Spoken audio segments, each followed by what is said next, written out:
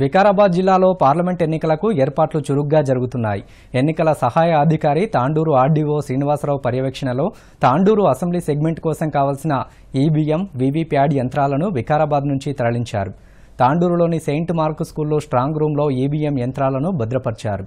ఈ సందర్భంగా సహాయ ఎన్నికల అధికారి శ్రీనివాసరావు మాట్లాడుతూ 387 వీవీప్యాడ్లు, 346 కంట్రోల్ యూనిట్లు, 346 ఈవీఎంలను తీసుకురావడం జరిగిందన్నారు.